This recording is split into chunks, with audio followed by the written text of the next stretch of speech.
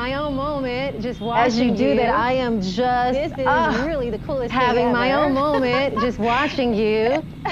This is so really amazing. the coolest thing I will ever. tell you that this never It's gets so old. amazing. I will tell you that this never, Tracy and I, our second this never gets old. And you can't imagine, how we play with our food Tracy at the and I, dinner our table. second long-duration flight. Yes. And you can't imagine how we play with our food at the dinner table. We don't even get bitten by radioactive spiders to crawl out of the walls. My sincerest thanks. Oh my goodness. To you both. How for the amazing. miraculous Listen, work that you are doing my sincerest there and have thanks been doing to you both for the miraculous you are doing there and have been doing for decades. And thank you for taking just this moment in time to share with Spectrum News and our viewers what it's like there, the impact on your physical and mental health, and your why. Most important question of all, the why of why you do what you do. Thank you again for your time and for this opportunity. We really appreciate it. Dr. Clark, it's been our pleasure, and we really appreciate your interest and all of your questions and the time that you spent with us here on the International Space Station. Dr. Clark, it's been our pleasure, and we really appreciate your interest and all of your questions and the time that you spent with us here on the International Space Station. That concludes the event.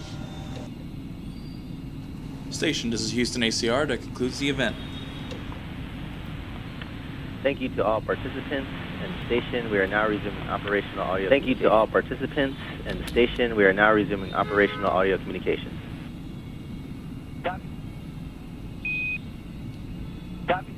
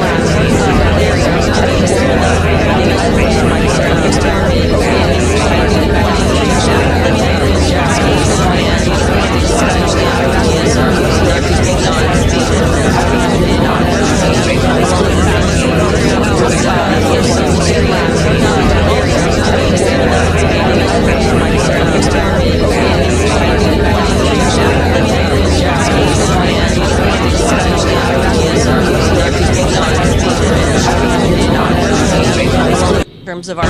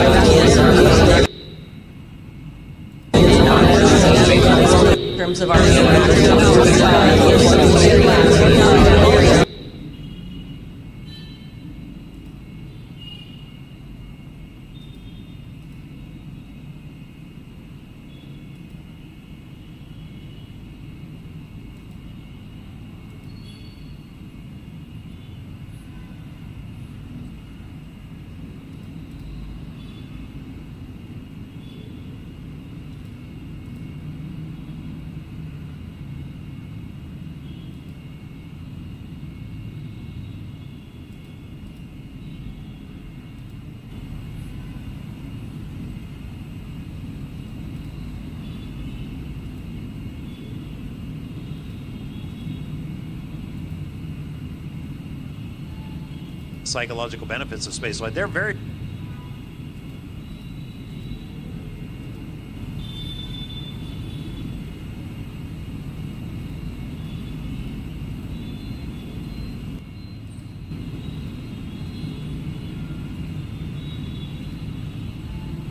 psychological benefits of spaceflight. They're very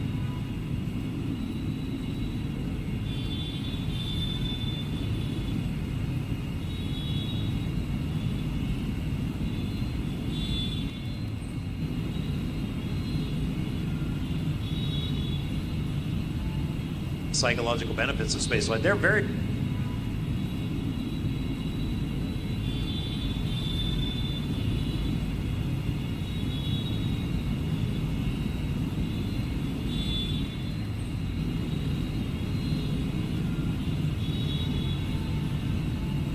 psychological benefits of spaceflight. They're very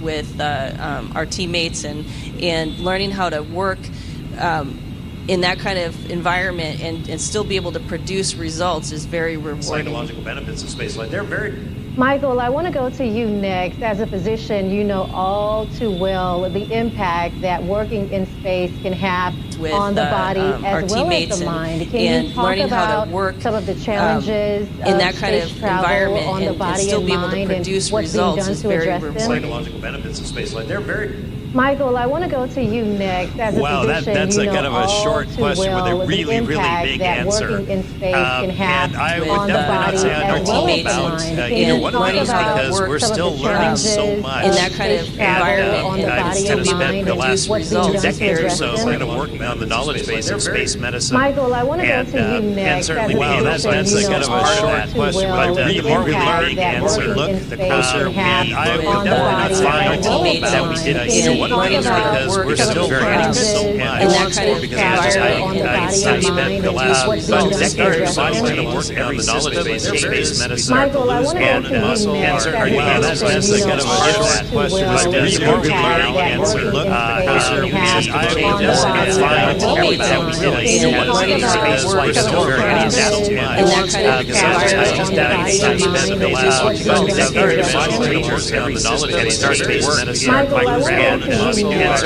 Effectively, some come with a little bit of a penalty. The bone and muscle loss we don't like, so we have to exercise hard every day and rehab when we land. As far as the mind challenges, You have to look at that a little bit more globally than just the challenges per se. There are benefits and there are stressors. And I would say that the benefits, the mental benefits really outweigh the stressors. I mean, you know, when think about videos of crew arriving, nobody comes up here through the hatch for the first day with a big frown on their face. Everybody is really happy to get here. And there's a lot of joy to be had in spaceflight. And I think that comes from listening to crew members internationally, as well as some of the studies that we've done looking at the psychological benefits of spaceflight. They're very real and very recordable. Having said that, being away from family is difficult. The stress of trying to succeed for experiments that Tracy was mentioning that may be years and millions of dollars in the making, and you are now representing that whole science team. And by the way, you're often on camera like we are now with people watching you do this. And of course, it is an international problem. Sometimes we have to look for an answer in a different language. It is a bilingual station, and everybody has to speak English and Russian. And so those are kind of the psychological surrounds that we have that make things a little bit challenging up here. I would say again that they're mostly offset with the joys, but we have to prepare for.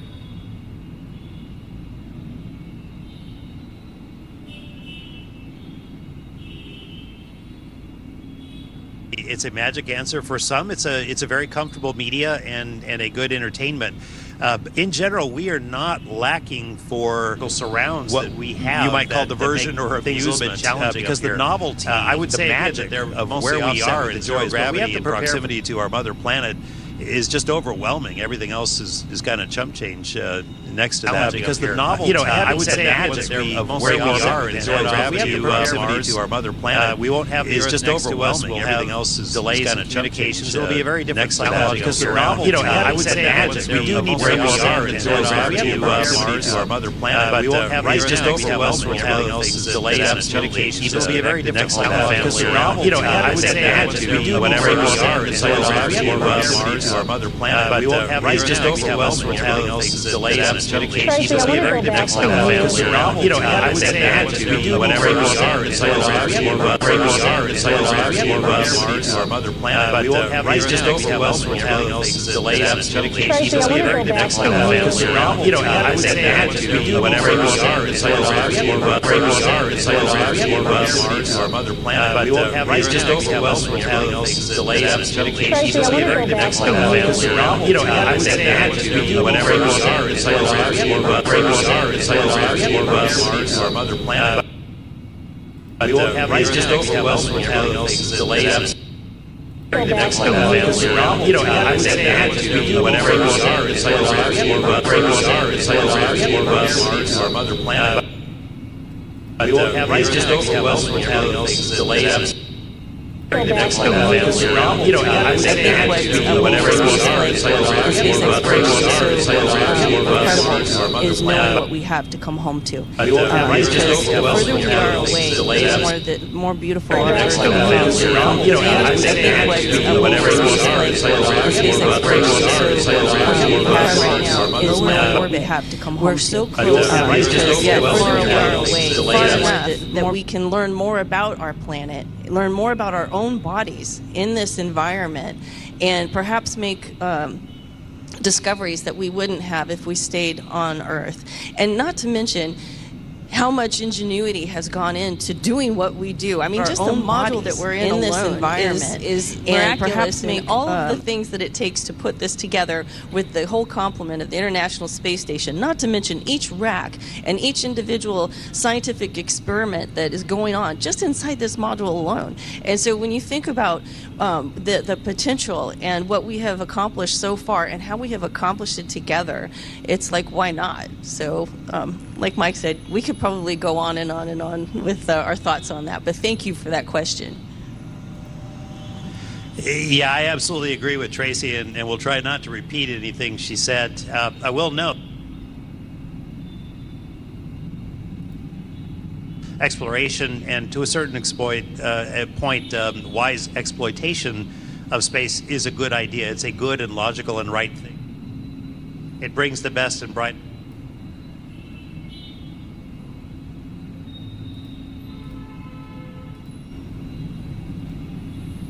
exploration and to a certain point, wise exploitation of space is a good idea. It's a good and logical and right thing. It brings the best and bright.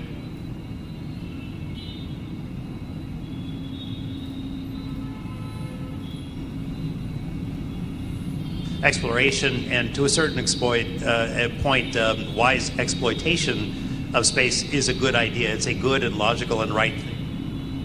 It brings the best and bright.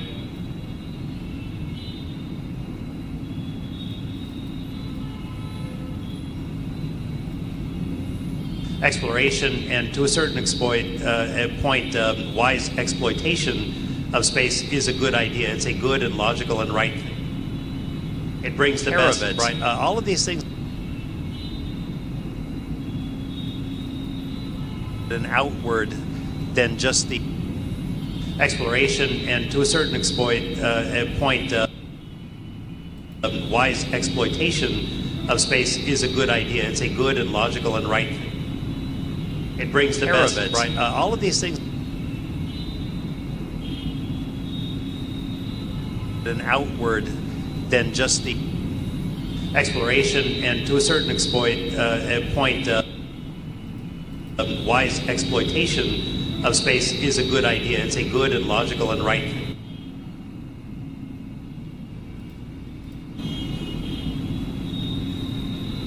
And outward than just the exploration and to a certain point, wise exploitation of space is a good idea. It's a good and logical and right thing.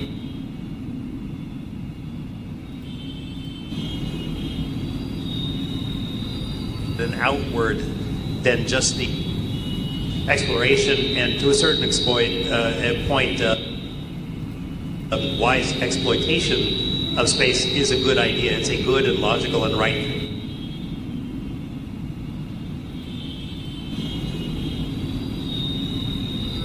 And outward than just the exploration and to a certain point, and right thing.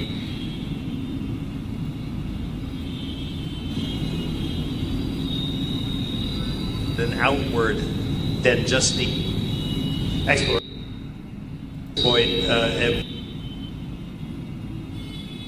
right thing.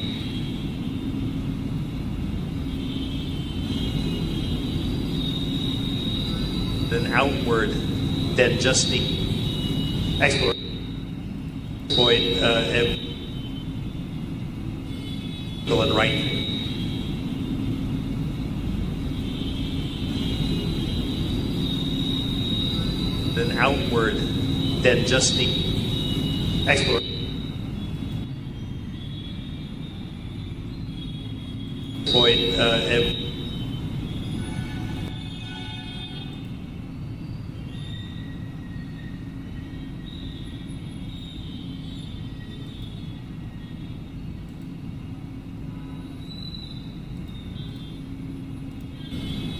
right thing.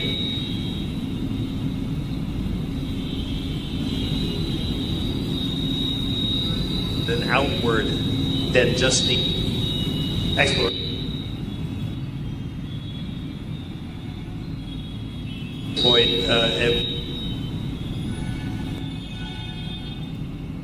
And outward than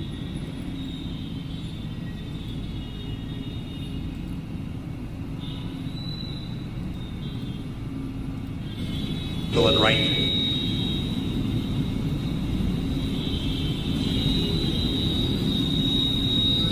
And outward than just the exploration point, and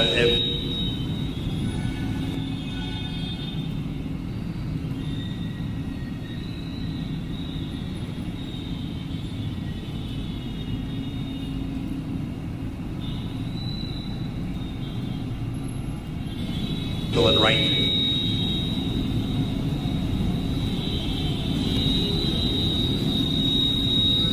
And outward than just the exploration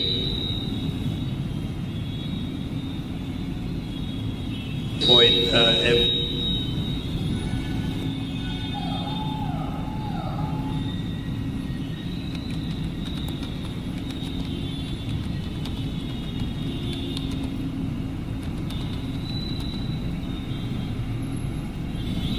neutral and right.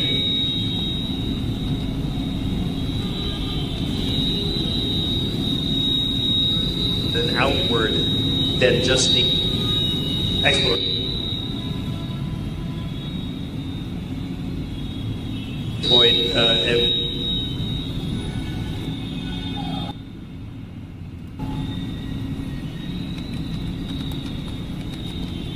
started training. I've trained for 15 years. I mean, I learned to fly the T-38 jet, I learned robotics, I learned how to do a spacewalk, I learned all about the International Space Station systems on board. I lived in a cave, I lived underwater, I've lived outdoors several times, and so I've done all kinds of analog events as well. And after 15 years, I ended up here on the International Space Station. And I can truly say that even though it took 15 years, it was worth the wait. Well, that's wonderful. Where did you grow up, and how did you get to the space station? Well, I grew up in Syracuse, New York, where Lemoyne College is located, and after that I moved to Maryland to go to graduate school. And from there I ended up in Michigan and back in Virginia, and now I live in Houston. Excellent. And what kind of spacecraft brought you to the space station? Well, I trained for Soyuz, and I trained a little bit for the Starliner, but I came up to the space station on the Dragon, on Endeavour. And was that your first space flight of any kind? Yes, it was. My very first space flight. Can you describe that, and then just getting to the International Space Station, your initial reaction?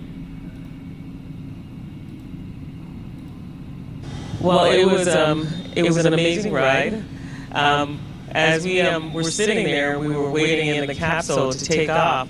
You know, things were very quiet, and you're kind of a little nervous because you don't know what truly to expect. You kind of know because people have told you, but you don't. We hadn't experienced that, most of us on the crew.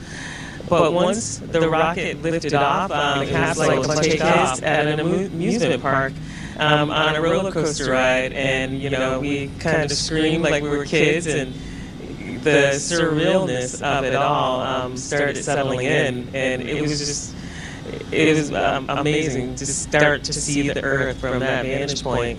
And we weren't out of our seats, but we do have these little windows in the Dragon capsule. You can kind of peek out and see the Earth from that vantage point. So it was an amazing ride. Very smooth, very gentle docking even.